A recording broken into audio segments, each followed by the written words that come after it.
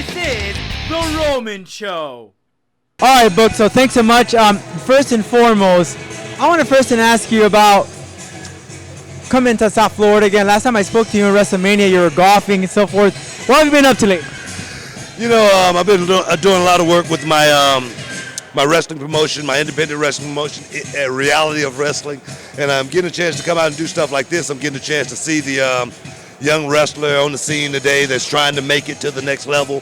Hopefully I can give them a few pointers. Hopefully I can scout them and guide them in the direction of coming down to Texas and being a part of Reality of Wrestling. And getting seen on television, I feel like is worth its weight in gold. And a lot of these guys are wishing and hoping to make it to the next level. And, you know, I think it's, you know, my civic duty to, you know, make a, you know, perhaps a gateway, you know, for them to actually, you know, live out their dream.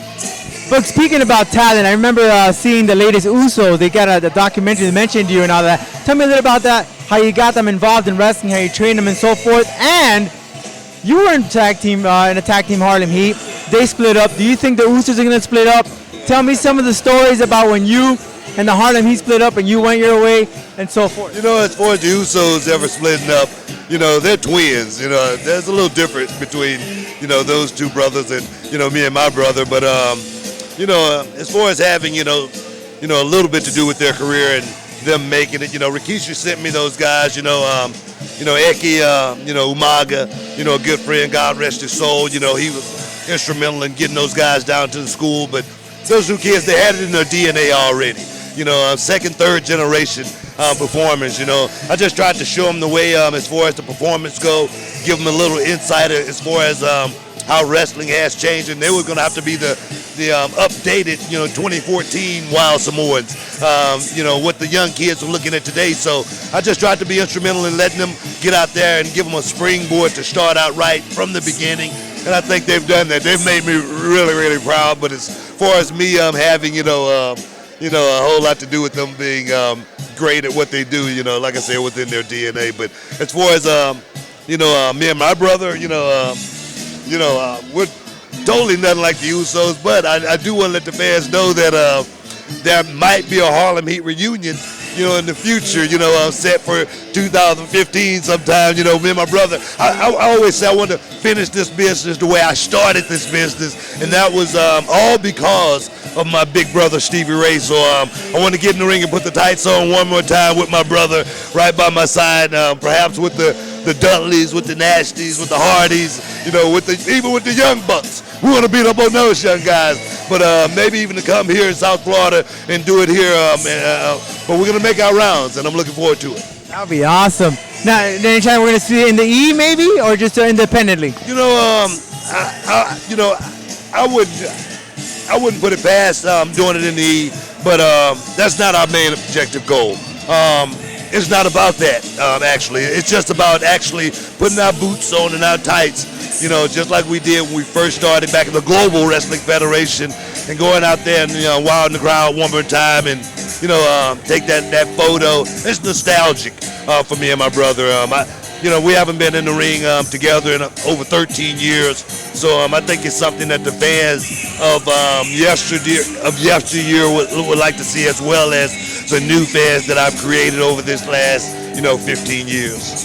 When you think of WCW, you think of Book, you think of DDP, Ric Flair, Sting. Yeah. Made his first time inside a WWE ring, number one.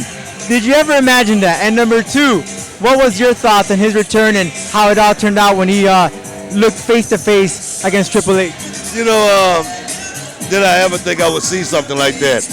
You know, I never say never. You know, I always thought Sting, you know, should take his place in the WWE, make his way to the Hall of Fame, because he is a Hall of Fame wrestler. To finally see him, standing in the middle of a WWE ring was definitely a sight, you know, that many, many wrestling fans are going to remember for the rest of their lives.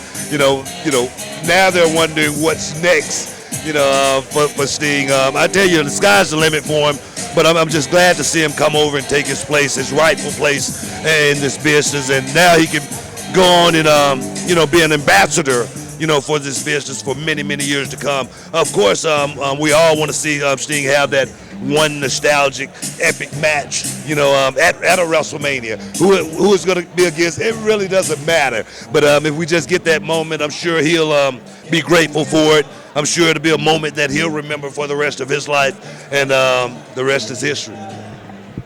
Do you stay in touch with Sting? Did you speak to him, or did you even see? Sting and I have been great friends for many, many years. We started, back in WCW. We had a long, run there, and even TNA. Sting and I, main event Mafia. We spent some time together, and since he's been back in WWE, they've kept him hid. You know what I mean? He does, certain events. I hadn't got a chance to meet him face to face, but I don't think it's going to be any different when Sting and I see each other face to face. It's going to be a hug.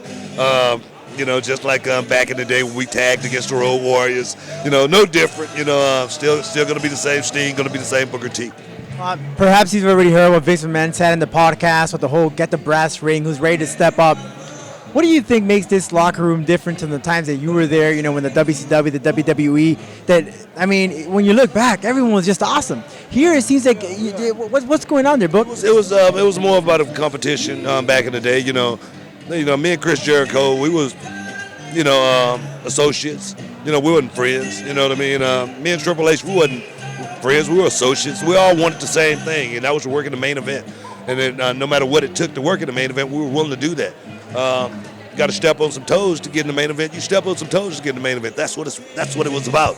It was about going out there and being better than the guy that was standing next to you back in the day. And that's why it was so many stars that were created because everybody wanted the same thing, and that was to be at the top of the card. And I don't see the guys, drive the same.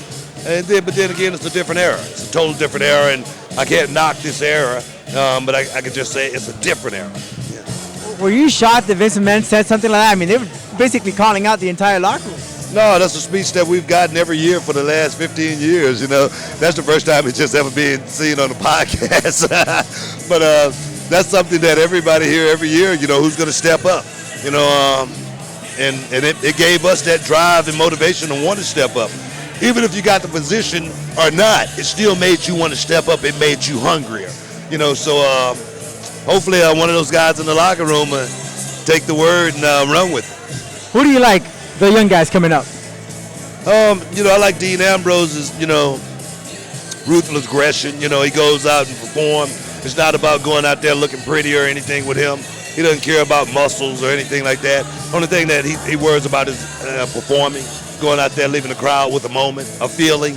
He's one of my guys I see right now that's going to, break out and really become a huge star. A lot of guys in the locker room can take notes of a guy like him, and stop, putting so much oil on and, fake bake and, thinking about their bodies and go out there and just beat somebody up. If you were to come back, do it all over again, and the E just start out fresh like a rookie, would he be one of the guys you like to feud from the get-go? Yeah, definitely, man. He would be one of the guys I would be high on my list, as well as a few others, some, a few guys in that locker room. I'm glad to see Dolph Ziggler breaking out, finally getting his just due, and the kid's motivated. His breakout moment, is right there, in the palm of his hands. Now all you got to do is just seize the moment, take it to the next level. As well as a few other guys on that roster I love to tangle with, but here nor there, yeah. This is The Roman Show.